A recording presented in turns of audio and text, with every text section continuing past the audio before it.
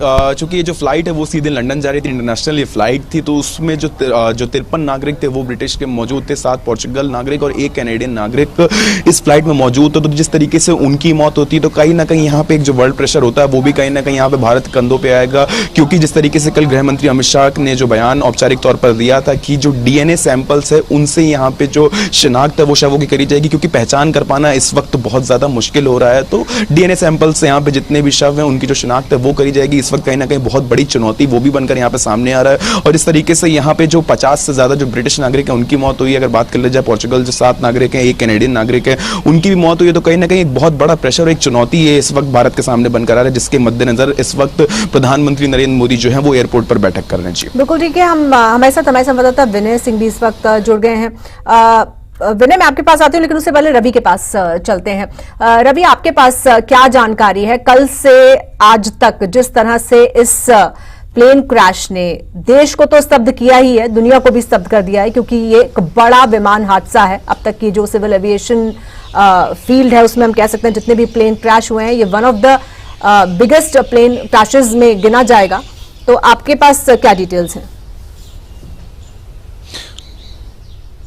देखिए, सबसे पहले तो ये बता दें कि अब तक का यदि हम सबसे बड़ा प्लेन क्रैश का हादसे का जिक्र करें तो इससे पहले हरियाणा के चरखी दादरी में भी एक बड़ा प्लेन क्रैश जो है वो हुआ था, जिसमें 300। रवि, आपको मैं थोड़ा सा रोक रही हूँ, जल्दी से मुझे ये तस्वीरें बतानी होगी। प्रधानमंत्री नरेंद्र मोदी इस वक्त, हम जो तस्वीर दिखा रहे हैं अपने दर्शकों को, सिविल अस्पताल के अंदर की ये तस्वीर है, घायलों से मुलाकात करते हुए और डॉक्टर्स से घायलों का हालचाल लेते हुए उनकी मेडिकल कंडीशन के बारे में। और ये वो तस्वीर देखिए, कल से इस तस्वीर ने सबसे ज्यादा सुर्खियां इस मायने में बटोरी हैं क्योंकि चमत्कारिक ढंग से ये शख्स इस हादसे में बचे हैं। ये उसी फ्लाइट में सवार थे, 11 नंबर की इनकी सीट थी, तो बहुत ही चमत्कारिक ढंग से ये शख्स सकुशल बचे हैं। तो उनसे बात की प्रधानमंत्री ने। इसके अलावा बाकी जो घायल हैं, ये घायल वो हैं जो ज्यादातर इनमें डॉक्टर्स हैं, रेजिडेंट डॉक्टर्स हैं, क्योंकि हॉस्टल के मेस पर ये फ्लाइट क्रैश हुई थी। तो उन लोगों से मुलाकात करके उनका हालचाल जानते हुए और इस हादसे के बारे में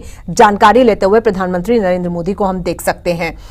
तो 50 के आसपास घायल हैं जो सिविल अस्पताल में भर्ती हैं, जिनका इलाज चल रहा है। और पीएम पहुंचे थे सिविल अस्पताल अब से थोड़ी देर पहले और इन सभी घायलों से उनका हालचाल लेते हुए पीएम को हम देख सकते हैं।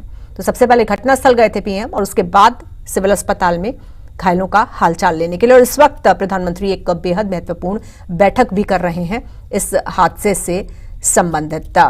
चलते हैं अपने संवाददाता रवि चंदेल के पास। रवि, आप अपनी बात जारी रख सकते हैं। आप बता रहे थे प्लेन क्रैश से जुड़ी डिटेल्स।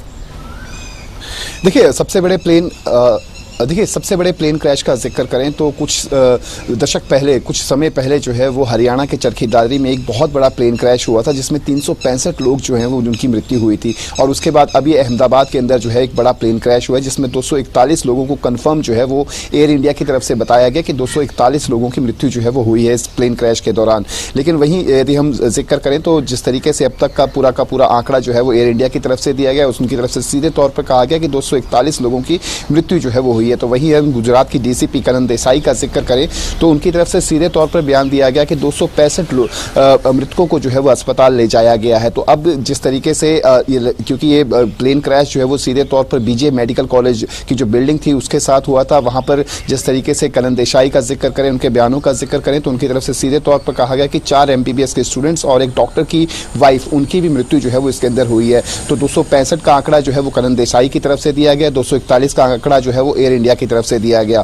और गनीमत ये रही कि एयर इंडिया में सफर कर रहे एक इंडियन ओरिजिन और ब्रिटिश नागरिक जो है वो बिल्कुल सेफ जो है वो इसमें रहे हैं। और जाहिर तौर पर इसे कुदरत का करिश्मा जो है वो कहा जा सकता है, क्योंकि इतना बड़ा प्लेन हादसा जो है वो होता है, क्रू मेंबर्स तक जो है वो इसमें जीवित नहीं रहते हैं, सिर्फ और सिर्फ ब्रिटिशर नागरिक जो कि इंडियन ओरिजिन के थे वो इसमें सेफ रहते हैं। और अब जिस तरीके से ये हादसा जो है वो बरपा है, उसके बाद से लेकर अब तक जो है वो लगातार, चाहे हम प्रधानमंत्री नरेंद्र मोदी का जिक्र कर लें, उड्डयन मंत्री का जिक्र कर लें, बाकी अन्य आला नेताओं का जिक्र जिक्र करें, लगातार उनकी विजिट्स जो है वो जारी है और साथ ही साथ पूरी इन्वेस्टिगेशन जो है वो की जाएगी इस पूरे मामले को लेकर, क्योंकि नई दिल्ली के अंदर अब जो है वो बैठक भी शुरू हो चुकी है और साथ ही साथ एक टोल फ्री हॉटलाइन नंबर जो है वो भी जारी किए गए हैं, जिसमें सीधे तौर पर ताकि जो डिजीज थे उनसे जो संबंधी हैं वो इस बारे में जो है वो जानकारी प्राप्त कर सकें, उसको लेकर हॉटलाइन नंबर्स जो हैं वो भी जारी किए गए हैं।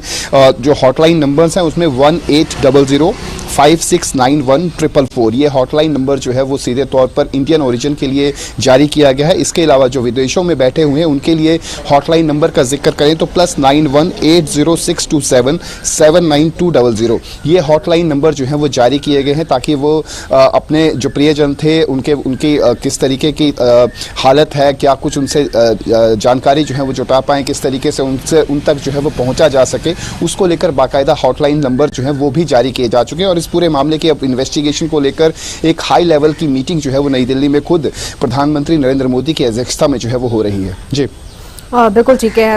विनय का रुख करते हैं।